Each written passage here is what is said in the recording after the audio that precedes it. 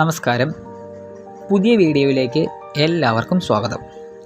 Radiology അഥവാ imaging technology എന്ന കോഴ്സിനെ പറ്റിയാണ് ഞാൻ ഇന്ന് ഈ വീഡിയോയിൽ പറയാൻ പോകുന്നത്.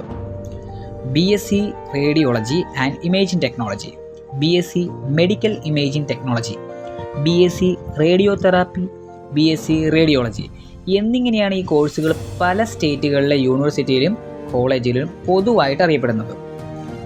നമ്മളൊരു ഹോസ്പിറ്റലിലേക്ക് ശരീരവേദനയോ ഒടിവോ നീർക്കെട്ടോ അങ്ങനെ മറ്റു പല ശാരീരിക ബുദ്ധിമുട്ടുള്ള പ്രശ്നമായിട്ട് വന്നാലും ആദ്യം ഡോക്ടർമാർ നിർദ്ദേശിക്കുന്നത് സ്കാൻ ചെയ്ത് നോക്കാനായിരിക്കും. നമ്മുടെ ശരീരത്തിൻ്റെ ഉള്ളിൽ അവിടെ നടക്കുന്ന പ്രവർത്തനങ്ങൾ റേഡിയേഷനിലൂടെ മനസ്സിലാക്കിയെടുക്കാൻ സാധിക്കുന്നു എന്നാണ്. ഏത് ഹോസ്പിറ്റലിലെയും പ്രധാന ഡിപ്പാർട്ട്മെൻറ്റാണ് റേഡിയോളജി ഡിപ്പാർട്ട്മെൻറ്റ്. ഒരു മനുഷ്യ ശരീരത്തിലെ ആന്തരിക അവയവങ്ങളുടെയും മറ്റു ഇമേജസ് എടുക്കുക എന്നതാണ് അവരുടെ പ്രധാന ജോലി. Ultrasound scanning, CT scanning, MRI scanning, x-ray ഇതെല്ലാം വഴി ഇമേജസ് എടുത്ത് പല ആരോഗ്യ പ്രശ്നം കണ്ടെത്തുക, തിരിച്ചറിയുക എന്നതാണ് ഒരു ഇമേജിംഗ് ടെക്നോളജി റേഡിയോളജി പഠിച്ച് കഴിഞ്ഞ വിദ്യാർത്ഥിയുടെ പ്രധാന ഡ്യൂട്ടി എന്നത്. റേഡിയോളജിയിൽ വരുന്നൊരു പ്രധാന സബ്ജക്റ്റ് കൂടിയാണ് റേഡിയോതെറാപ്പി എന്നത്. ഒരു ക്യാൻസർ പേഷ്യൻറ്റിന് കീമോയും റേഡിയേഷൻസും ഒക്കെ കൊടുക്കുമല്ലോ, അതൊക്കെ റേഡിയോളജിയുടെ കാറ്റഗറിയിൽ വരുന്നതാണ്. ഇനി ഇമേജിംഗ് ടെക്നോളജി നോക്കിക്കഴിഞ്ഞാലാണെങ്കിൽ ഇമേജിംഗ് ടെക്നോളജിയിൽ വരുന്നത് സ്കാനിങ്ങുമായിട്ട് ബന്ധപ്പെട്ട പഠനമാണ്. MRI, CT സ്കാനിങ്, അൾട്രാസോണിക് തുടങ്ങിയ സ്കാനിങ്ങുകളെല്ലാം തന്നെ അതിൻ്റെ മെഷീൻസിനെ പറ്റിയുള്ള പഠനം കൂടിയാണ് ഇമേജിംഗ് ടെക്നോളജിയിലൂടെ വരുന്നത്.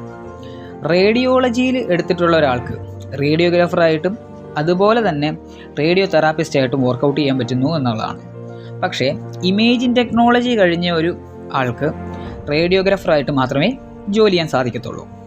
ഈ കോഴ്സിൻ്റെ അഡ്മിഷൻ എലിജിബിലിറ്റി എന്ന് പറയുന്നത് +2 വിത്ത് ബയോളജിയുള്ള സയൻസ് സ്ട്രീമിൽ പഠിച്ചിരിക്കുന്ന വിദ്യാർത്ഥികളായിരിക്കണം.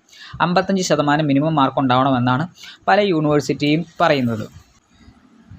ഇനി ഈ കോഴ്സ് പഠിച്ചു കഴിഞ്ഞ് ഹോസ്പിറ്റലിലും സ്കാനിങ് സെൻറ്ററുകളിലും അതുപോലെ സ്കാനിങ് മെഷീൻസുകളുടെ മാനുഫാക്ചറിങ് കമ്പനികളിലും ഒക്കെ വർക്ക് ചെയ്യാൻ അവസരങ്ങളുണ്ട് എന്നതാണ്.